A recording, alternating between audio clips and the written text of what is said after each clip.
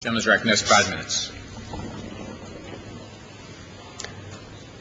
I speak today with a heavy heart. I'm deeply saddened as I take the floor this afternoon. Saddened because we find ourselves embroiled in a conflict in Iraq, a conflict that is involved with insurgents that we fail to acknowledge or recognize, a conflict that is overlaid by sectarian violence between the Shiite Muslims on the one hand and Sunni Muslims on another. Mr. Speaker, this is a great American tragedy. The mission of this Congress is to urge the change of course. We're here today because of a series of irretrievable strategic mistakes. Let's understand the goal of this resolution. Number one, to fully extend our support to those in the uniform of the United States.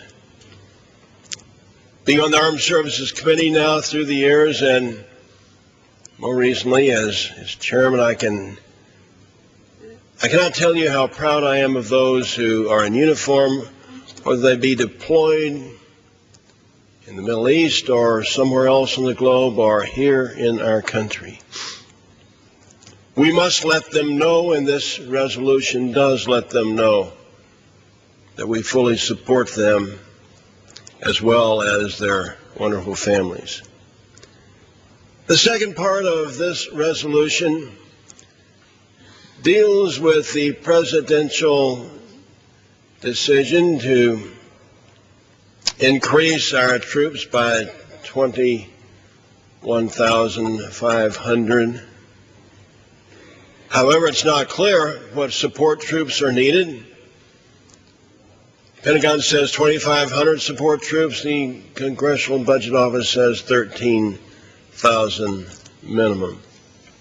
But whatever it is, we find ourselves not seeing a change strategy as was promised by the administration and the White House,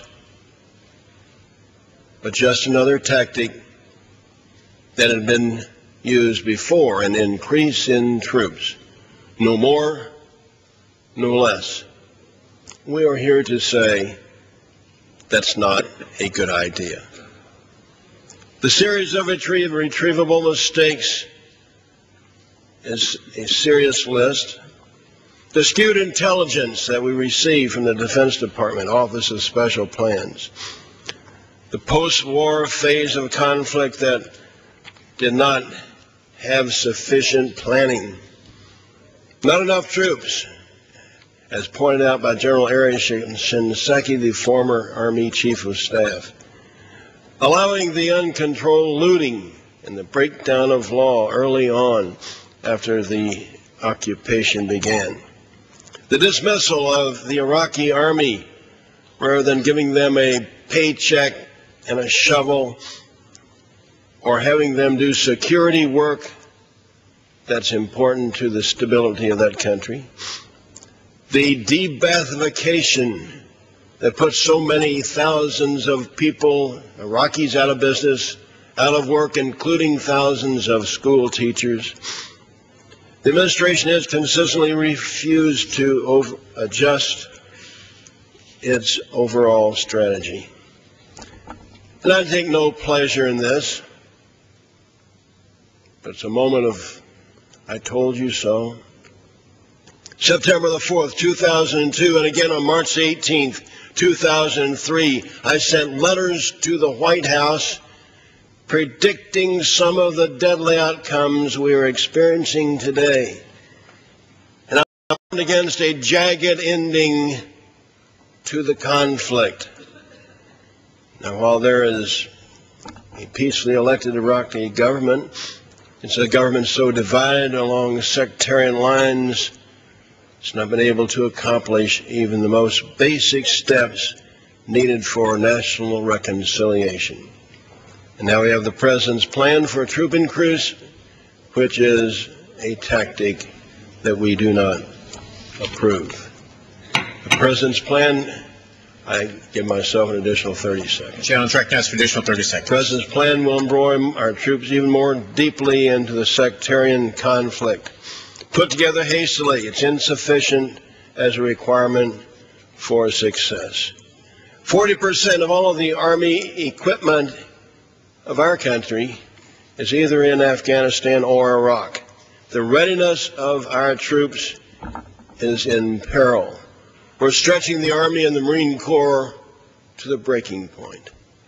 That's where we are, and basically it's because of the conflict in Iraq. Today is an opportunity for us to express our support for the troops and to say it's not a good idea to increase the troop level in Iraq because it has been tried unsuccessfully before. I reserve the balance of my time. Gentleman reserves the balance of his time. The gentleman from Florida. Thank you very much, Mr. Speaker. I'm proud to yield to Mr. Blunt, our Republican whip, such time as he may consume.